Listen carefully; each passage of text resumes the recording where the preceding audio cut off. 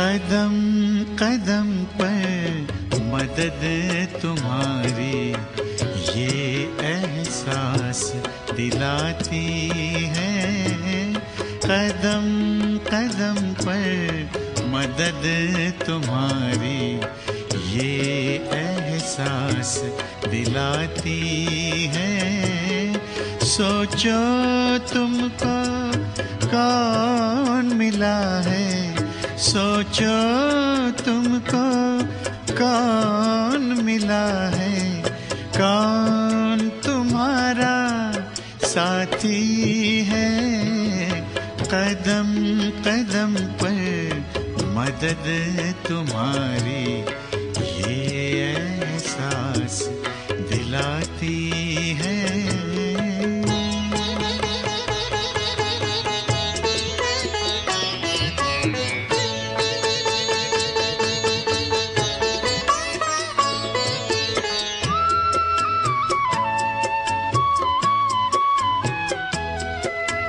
पल भर जब भी होते अकेले पास मेरे आ जाते हो। पल भर जब भी होते अकेले पास मेरे आ जाते हो। धीमे धीमे कानों में अनहद नाद सुनाते हो। एक किरण अनदेखी आती, एक किरण अनदेखी आती, राह दिखाकर जाती है। भरते हुए ना किसी ने देखा पर झोली भर जाती है।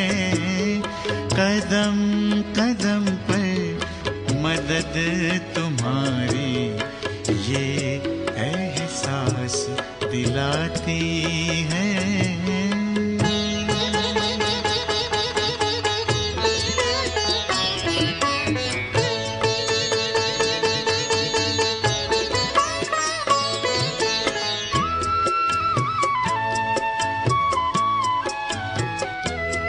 एक बार कहा तुम मेरे हो, 100 बार तुम्हारा प्यार मिला। एक कदम चले तेरी राहों में तो जन्म जन्म का साथ मिला। ऐसी करुणा ऐसी ममता, ऐसी करुणा ऐसी ममता तेरी याद दिलाती है। प्यार में प्रभु के दिल खो जाता, आँख सजल हो जाती है। कदम कदम पर मदद तुम्हारी ये एहसास दिलाती है। सोचो तुमको कौन मिला है, सोचो तुमको कौन मिला है, कौन तुम्हारा साथी है। कदम कदम पर मदद तुम्हारी ये एहसास दिलाती है।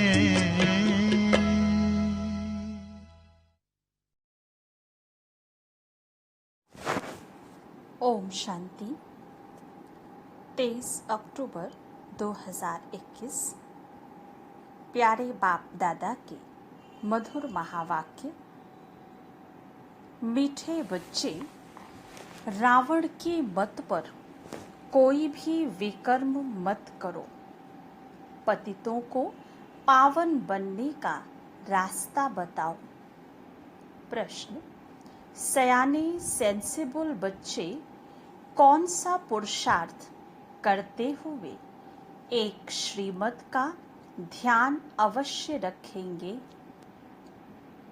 उत्तर, सेंसिबल बच्चे ऊंच पद पाने के लिए निरंतर याद में रहने का पुरुषार्थ करते हुए सदैव इस श्रीमत का ध्यान रखेंगे कि हमको निमित्त बन अनेक आत्माओं का कल्याण करना है।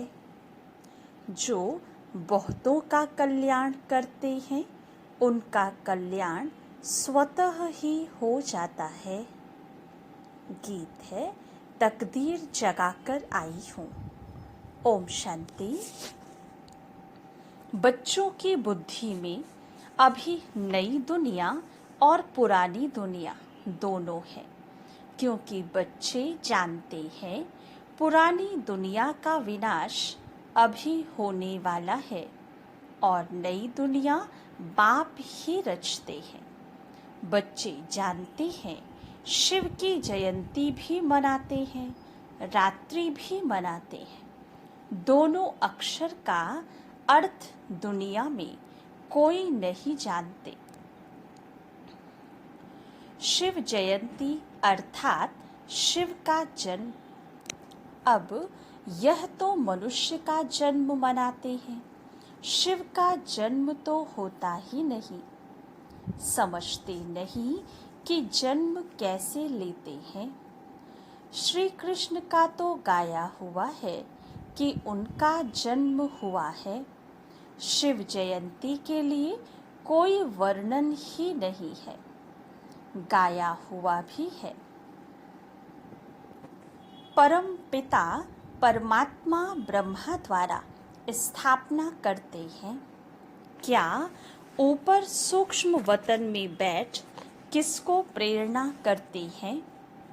यह तो हो नहीं सकता। याद तो करते ही हैं पतित पावन बाप को।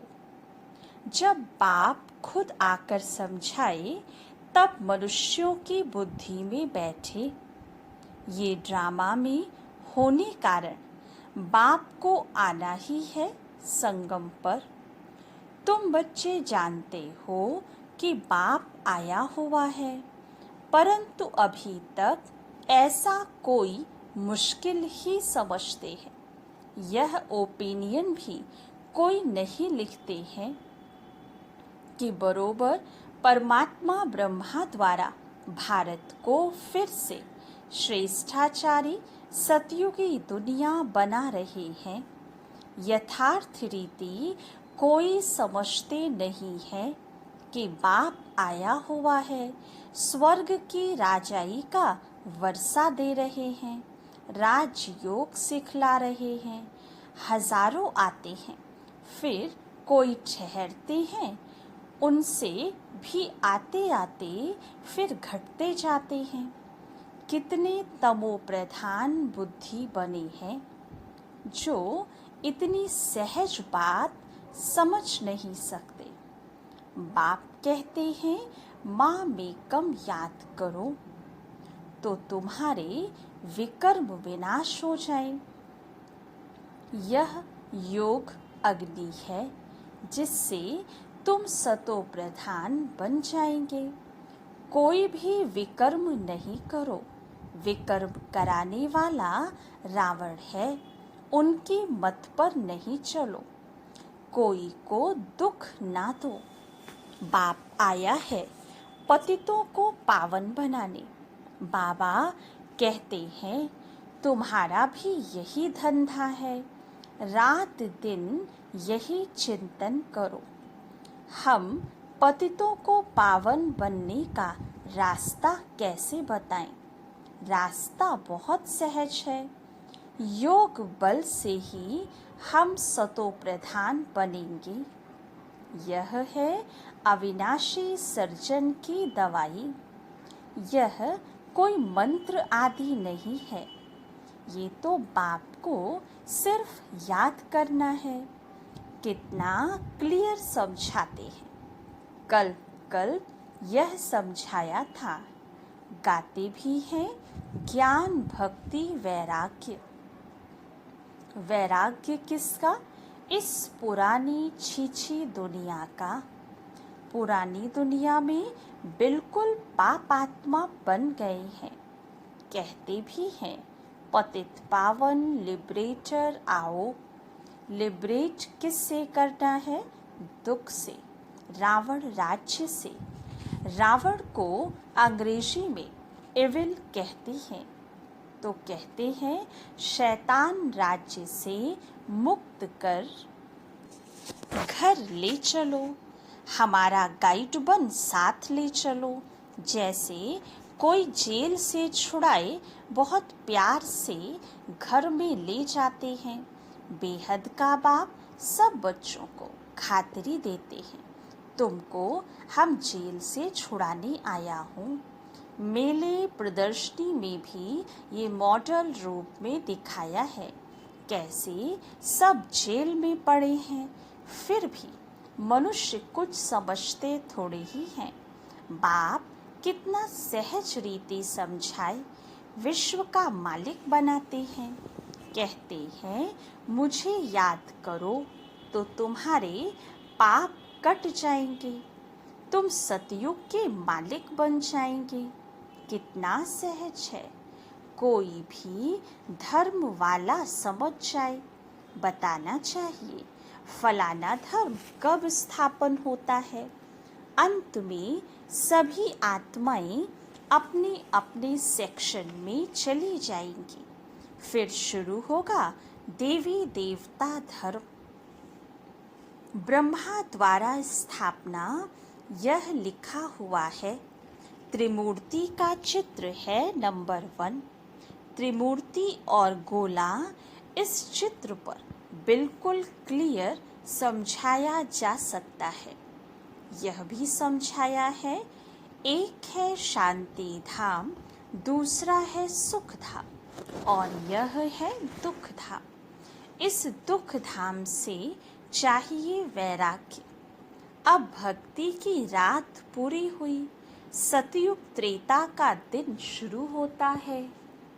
बाप कहते हैं अब पुरानी दुनिया खत्म होनी है, इसलिए इससे वैराग्य चाहिए। वह है हद का वैराग्य, यह है बेहद का वैराग्य। वह सन्यासी आदि कोई नई दुनिया नहीं रचते हैं।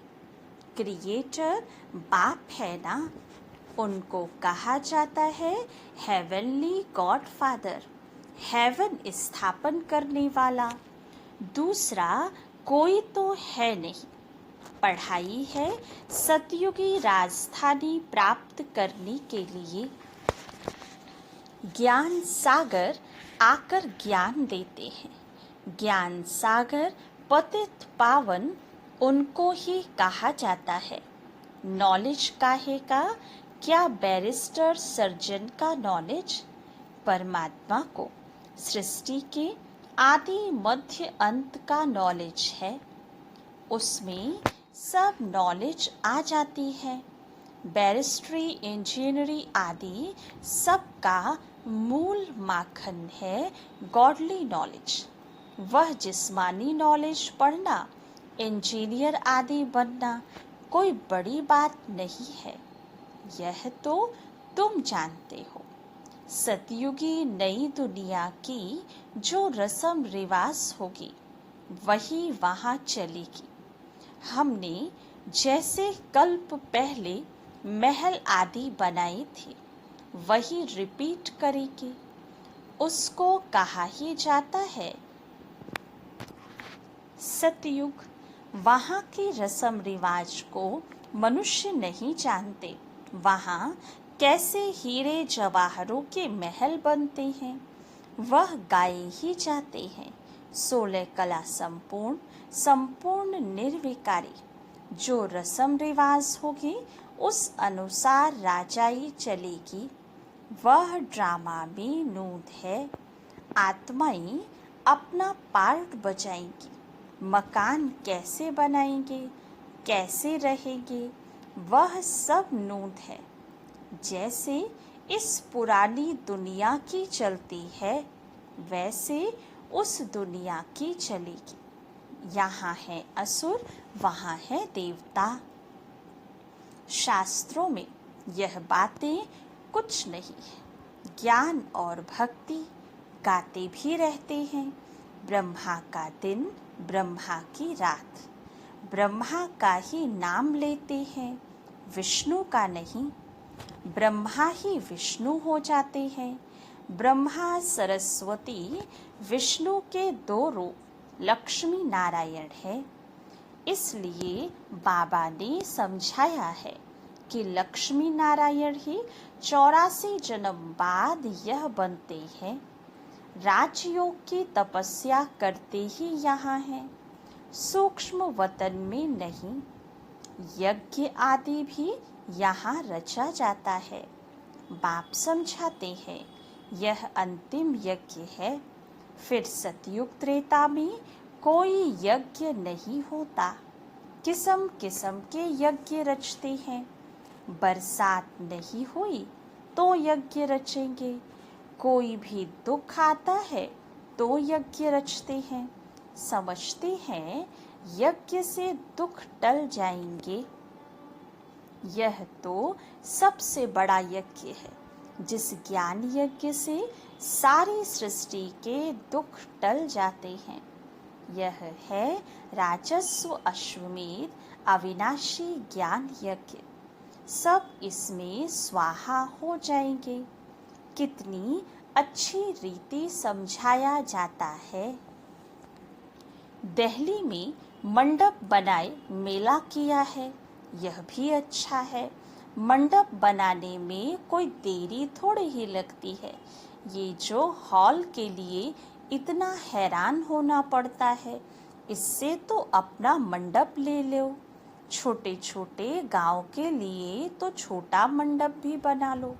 गांव आदि में बत्ती आदि ना हो तो दिन में भी प्रदर्शनी हो सकती है। अपना ही सामान हो, लोन पर क्यों लेवे। बाप डायरेक्शन दे रहे हैं प्रदर्शनी कमेटी को, वाटरप्रूफ मंडप बना लेवे। भल बरसात पड़े हर्जा नहीं।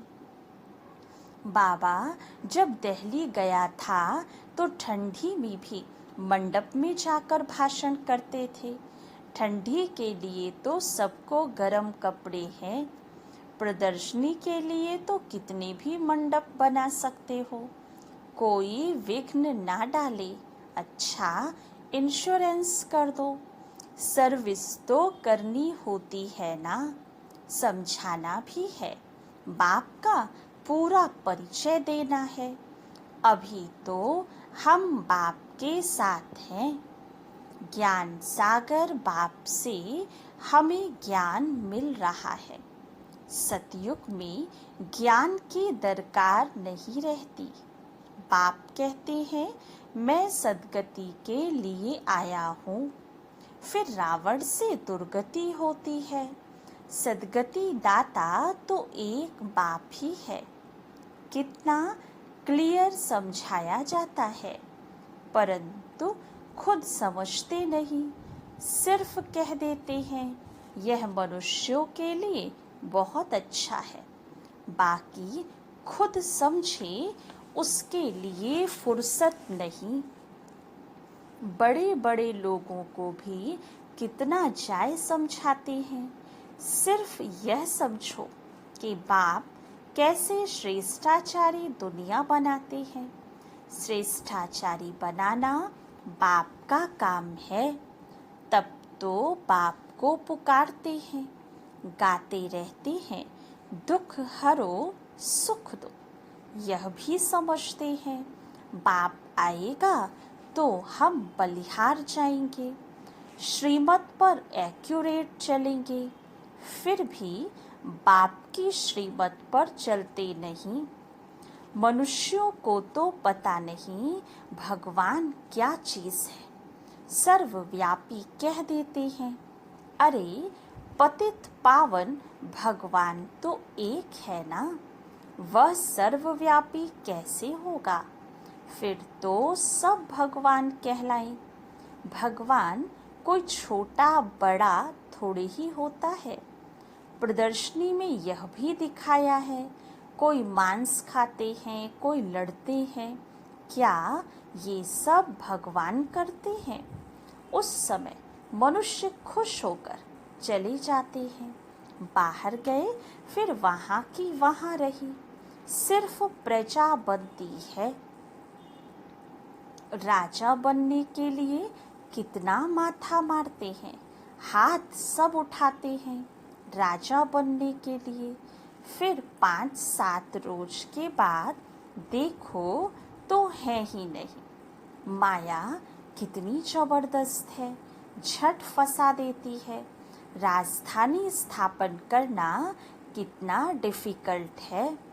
धर्म स्थापन करने में डिफिकल्टी नहीं है। वहाँ कोई असुरों के विघ्न थोड़े ही पड़ते हैं।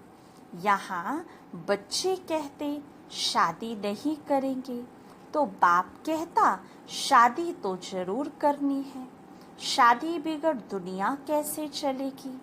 अरे शादी ना करना तो अच्छा है ना। शादी नहीं करेंगे तो बच्चे भी नहीं होंगे, बर्थ कंट्रोल हो जाएगा। बाप समझाते हैं अब जो करेगा सो पाएगा। आगे चलकर बहुत जल्दी जल्दी बनेंगे। तुम बच्चे जानते हो, जैसे कल्प पहले स्थापना हुई थी वैसे ही होगी। जो दिन बीता वह कल्प पहले मुआफिक। रात को सोते हैं, ख्याल चलता है आज सारा दिन जो पास हुआ वह ड्रामा अनुसार। फिर कल जो होना होगा सो ड्रामा अनुसार होगा, सिवाय तुम्हारे और किसको भी पता नहीं कि यह ड्रामा है। उसका आदि मध्य अंत क्या है कुछ पता नहीं। तुमको मालूम है, तुम पुरुषार्थ करते हो और तो सब घोर अंधियारे में है। जो कुछ पार्ट चलता है वह ड्रामा अनुसार। आज यहाँ बैठे हो और कल बीमार हो जाते, वह भी कहेंगे ड्रामा अनुसार। भोगना भोगनी है, कल्प ऐसे होगा। ड्रामा बुद्धि में है, इसलिए कोई फिक्रात नहीं होती है। विघ्न पड़ते हैं, काम में देरी पड़ती है। समझते हैं कल्प देरी पड़ी होगी। आसार ऐसे मालूम पड़ते हैं। ऊंच पद पाने के लिए पुरुषार्थ बहुत करना है। देखना है कि हम ऊपर चढ़ रहे हैं, बाबा की सर्विस करते हैं कि एक जगह पर खड़े हैं। हम कोई का कल्याण करते हैं, बहुतों का कल्याण करेंगे तो हमारा भी कल्याण होगा।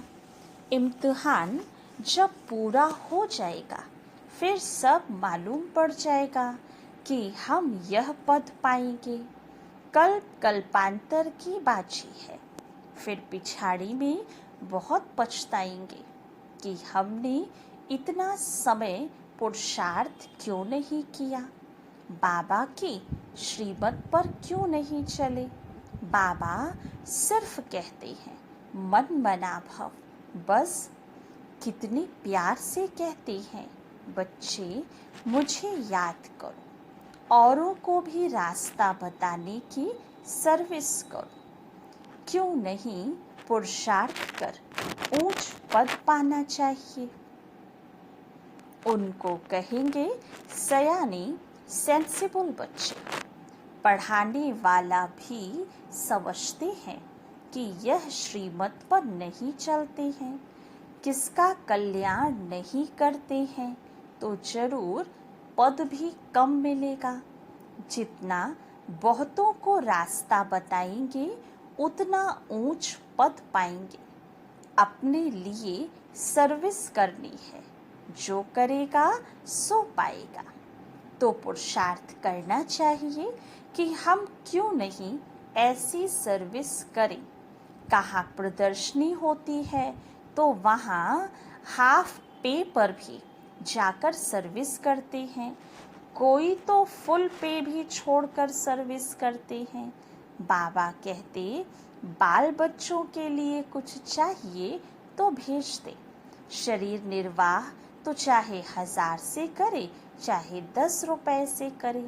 पैसा कोई के पास बहुत है तो लाखों रुपया भी खर्च होता है। बाबा तो कहते भल तुम घास काटते हो, सिर्फ पाप को याद करो तो 21 जन्मों के लिए स्वर्ग का मालिक बन जाएंगे। अच्छा, मीठे मीठे सिक्के लधे बच्चों प्रति माता पिता बाप दादा का याद प्यार और गुड मॉर्निंग। रूहानी बाप की रूहानी बच्चों को नमस्ते। रूहानी बच्चों की रूहानी बाप दादा को याद प्यार गुड मॉर्निंग और नमस्ते। धारणा के लिए मुख्य सार।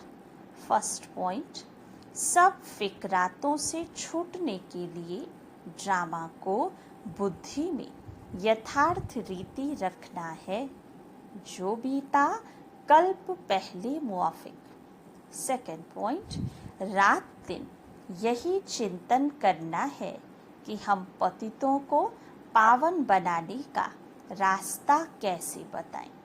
श्रीमत पर अपना और दूसरों का कल्याण करना है। वरदान, सर्विस व पुरुषार्थ में सफलता प्राप्त करने वाले डबल ताजधारी भव। संगम युग पर सदा स्वयं को डबल ताजधारी समझकर चलो। एक लाइट अर्थात प्योरिटी का ताज और दूसरा जिम्मेवारियों का ताज।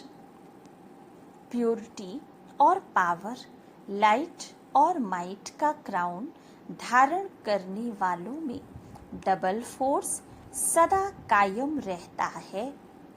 ऐसी डबल फोर्स वाली आत्माएं सदा शक्तिशाली रहती हैं।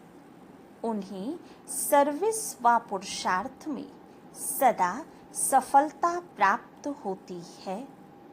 स्लोगन, दिव्य गुणों के आधार पर मन, वचन और कर्म करना ही दिव्यता है। अच्छा, ओम शांति।